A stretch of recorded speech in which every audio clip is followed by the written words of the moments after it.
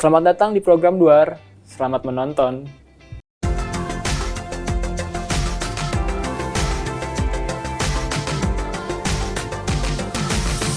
Lu tadi ngapain nggak kayak gitu? Ih, masa nggak tahu sih? Kayak apa, yuk tebak?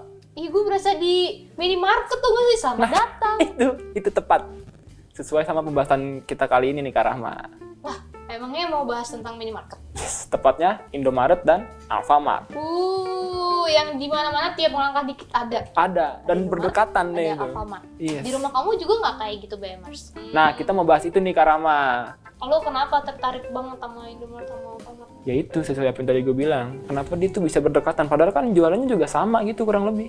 Sebenarnya duluan Indomaret tau? Oh iya, berdirinya atau adanya gitu? Iya. Kalau Indomaret itu adanya dari tahun 1988 nih, BMers. Jadi Indomaret itu di bawah, bukan di bawah sih, jadi dia tuh sebenarnya satu keluarga gitu sama Grup Salim. Oh, yang punya Indofood. Iya. Waduh. Di bawah naungan ini sih lebih tepatnya, apa namanya, Indo Retail tuh lah yang pokoknya Oh, yang ini perusahaannya ya. DNET. Itu kan PT Indomarko Prismatama. Betul. Duluan dia nih jadinya. Iya, dia itu bisa dibilang Indomaret tuh jadi kayak pionir gitulah, minimarket dan juga franchise minimarket di Indonesia gitu. Oh, bisa salah satu pionirnya dia tuh nih ya. Iya, Indomaret. betul banget. Abis itu baru deh di tahun 1989 ada cikal bakalnya Alfamart.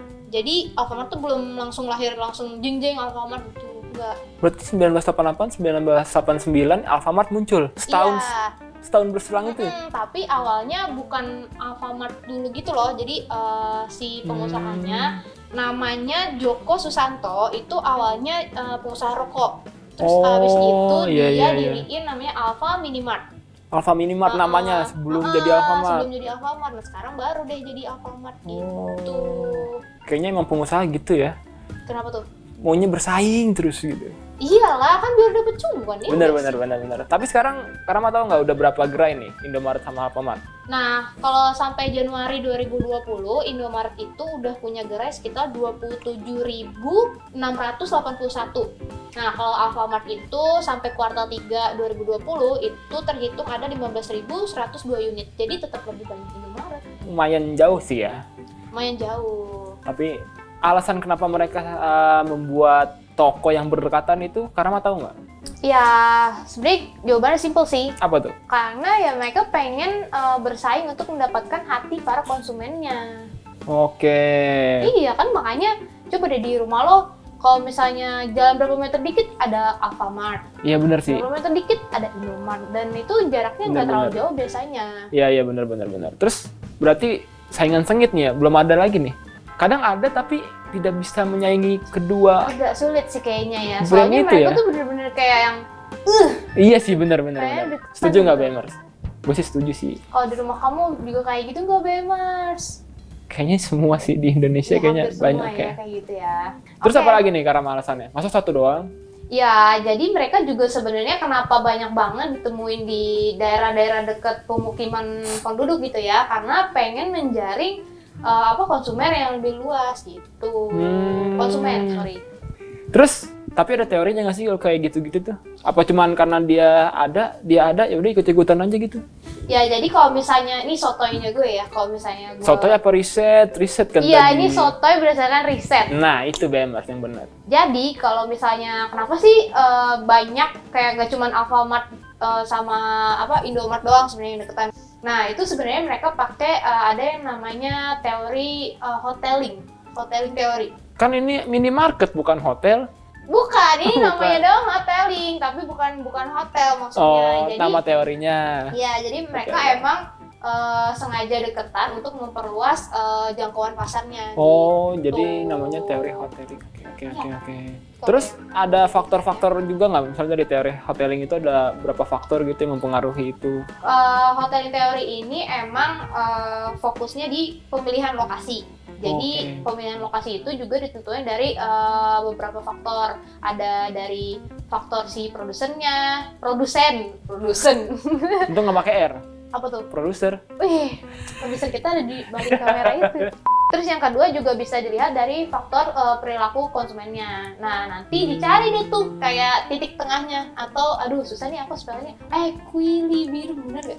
Iya benar. Bener Ini nggak? tulisannya kayak gini nih, Beb. Iya, tulisannya kayak gitu ya. Ya pokoknya titik tengahnya deh. Jadi kayak mempertimbangkan dua faktor itu kemudian dicari titik tengahnya tuh kayak gimana. Misalnya kayak lo mau diriin Indomart nih. Terus lo ini juga lihat dari dua faktor itu. Nah kalau misalnya menurut lo udah oke, ya lo bisa sih diriin Indomart atau Alfamart dan minimarket sejenisnya di situ gitu. Berarti bisa dikatakan kalau misalnya Indomaret dan Alfamart kan berdekatan nih, terus jualnya juga kurang lebih sama. Setidaknya dia punya konsumen tuh 50-50 lah. Jadi orang bisa ke Indomaret, bisa ke Alfamart, bener nggak? Iya, Iya, dan gitu itu nggak sih? nanti jadi tergantung si konsumennya itu Mau pilih kemana nih? kemana. Kayak misalnya makanya kalau di dekat rumah kita nih ada dua nih, ada Indomart atau Alfamart.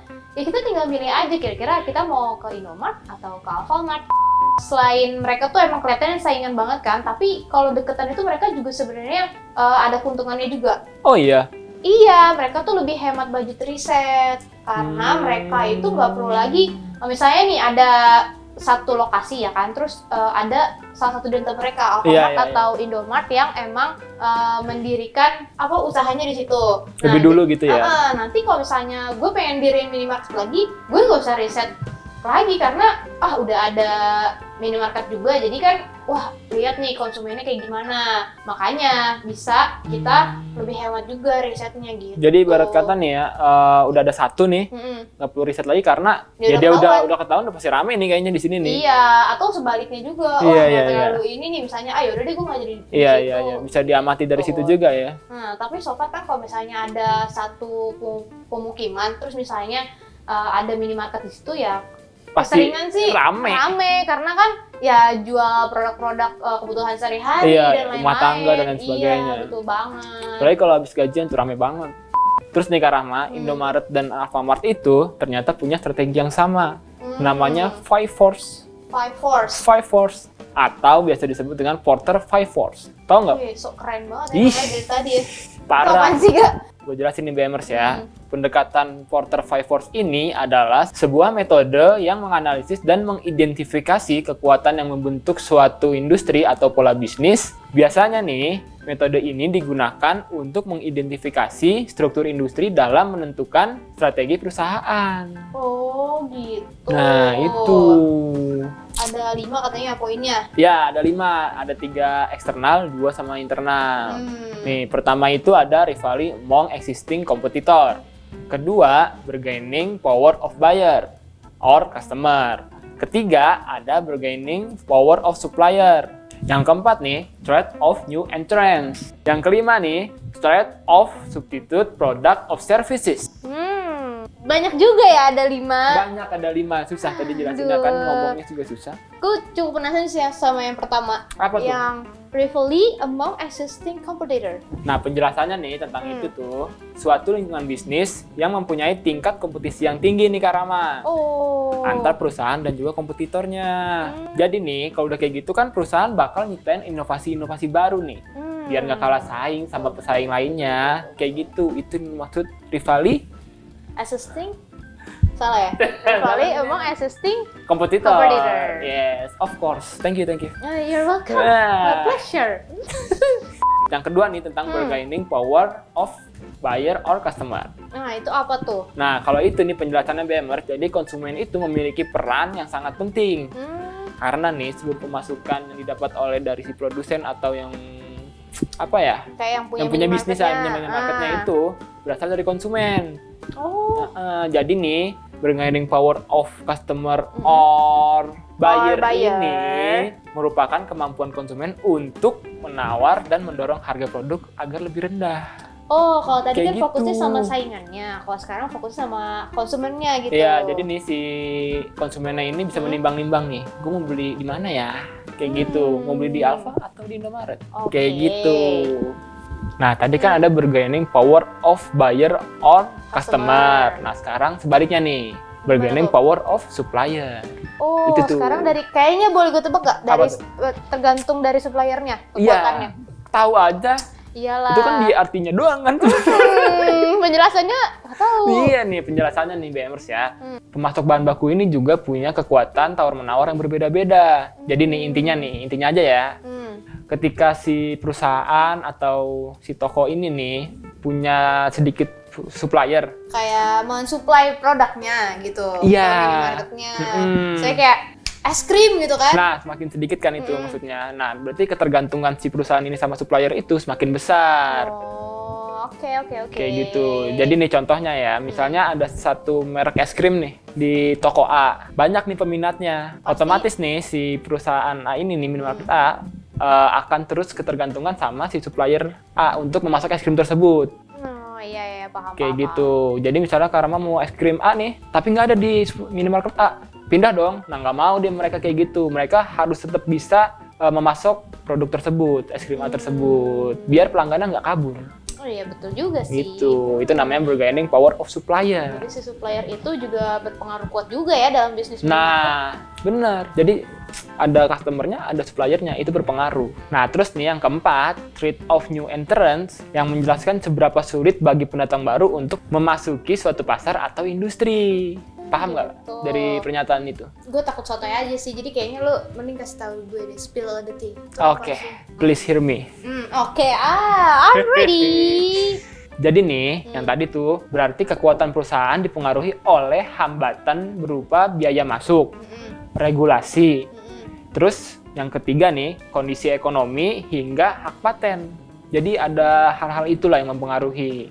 Jadi nih contohnya nih, misalnya Indomart udah buka di lokasi A dan Alfamart mau buka di lokasi A juga. Di lokasi yang sama. Di lokasi yang sama. Kalau Alfa yang mau masuk ini nggak begitu kuat nih, Alfanya nggak begitu kuat, maka Indomaret yang lebih dulu masuk bakal merasa lebih besar. Gitu. Senioritas. Iya, tapi kalau misalnya Alfanya merasa kuat nih, otomatis akan bersaing juga dan mungkin bisa terjadi sebaliknya, Alfamart yang jadi lebih besar dan lebih kuat. Dia pikir. Ya, yang paling hebat. Nah, tadi yang terakhir kan ada yang namanya threat of product No. services. Oh, salah. Apa dong? Trade of substitute product of services. Oh, panjang banget ya Yes, namanya. of course. Please listen. Listen. Listen. Itu So ke English produknya. nih. Yes. Produknya maksud lo. Nih, aku jelasin ya. Jadi nih, kekuatan datang dari barang atau produk pengganti dari barang yang dijual perusahaan. Paham nggak dari situ? Jadi misalnya produknya laku, terus banyak laku, jadi si minimarketnya juga banyak lakunya gitu. Iya, sotoy Gini, nggak banget gitu gue. dong. Ya, apa dong? Jadi misalnya nih, ada satu barang yang laku nih. Terus barang tersebut misalnya udah habis nih. Harus ada barang pengganti yang menyerupai itu juga. Oh, yang mirip-mirip. Mirip-mirip. Jadi pelanggan pun merasa, oh ada pilihan lain nih, tapi sama nih kurang lebih. Kayak gitu. Itu namanya trade of substitute product of services. Tapi lebih ke manfaat dan fungsi dari produk itu. Jadi ya ada substitusinya lah. Kayak pemain bola kan ada pemain pengganti tuh.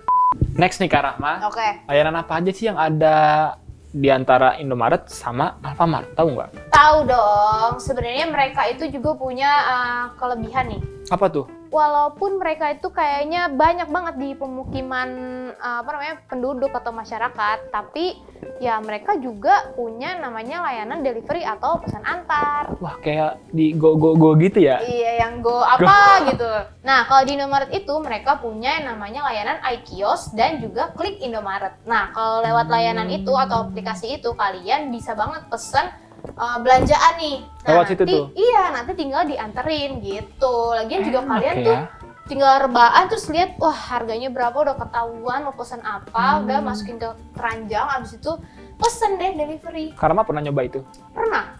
Kok aku belum pernah ya? Gue harus coba nih BMers. Nah, kalau si Alfamart ini, dia juga punya layanan delivery. Oh iya? Namanya Alfa Gift gitu. Dapat kado? Nggak secara harfiah juga sih giftnya. Jadi dia intinya ngasih lah, yang lo pesen dia anterin gitu, terus dia kasih barangnya. Selain itu dia juga punya layanan namanya Alfa Card. Nah, Alfa Card ini bisa nih kita pakai kalau misalnya kita belanja nanti kita dapat poin. Nah, poin itu bisa ditukerin gitu. Bisa belanja lagi berarti poinnya ya? Kayak gitu kali ya? Iya, biasa tuh mama biasanya ngumpulin sih, aku juga.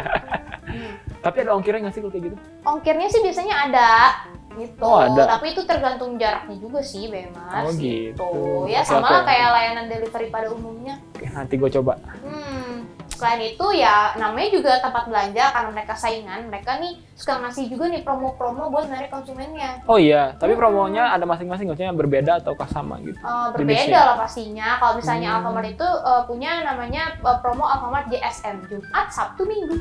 Jadi only on weekend kalian bisa dapet promo di Alfamart gitu. Nah kalau misalnya Indomaret itu, aku lupa namanya itu belanja harga heboh. Belanja harga heboh gitu bukan? Beda lagi ya. Terngiklan lagi. Ya Nah, gitulah itu. pokoknya.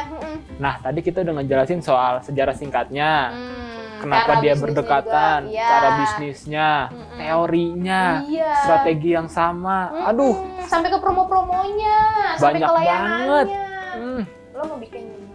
Nah, tadi kan gue pengennya buka koperasi kan Karama, cuman gue nggak ada salahnya juga kan, gue pengen buka juga nih Indomaret sama Alfamart. Ya Tapi nggak pengen salah, ini. nggak salah lah orang. Tapi harganya berapa? Ya kan mereka emang membuka kesempatan atau peluang buat kamu yang mau berbisnis minimarket. Soalnya mereka juga jenisnya tuh franchise juga gitu loh. Berarti gue bisa nih dong, fix, Iya, bisa dong. Kalau lo punya modal 300 sampai 500 juta sih lo bisa. Wadaw. Ya kan namanya juga bisnis, ntar 300 Iya juta sih. sampai 500 juta itu bisa jadi banyak, ya kan? Namanya juga, nih kalau misalnya di rumah lo belum ada Indomaret atau Alfamart, lo bisa cari peluang dari situ. Siapa tahu lo jadi juragan minimarket. Amin. Tapi duitnya belum ada nih. Nah, segitu dulu nih BMers pembahasan tentang kenapa sih Indomaret sama Alfamart selalu berdekatan. Dan juga kalau misalnya kalian emang tertarik gitu ya suatu saat nanti one day kalian pengen berbisnis minimarket dengan cara franchise, ya kenapa enggak? Why not? Nah, BMers, jangan lupa nih follow IG-nya Bisnis Muda biar tahu update-updatean menarik nih soal investasi dan bisnis. Terima kasih telah menyaksikan video ini. Subscribe-nya sekalian, Kak. Dadah BMers.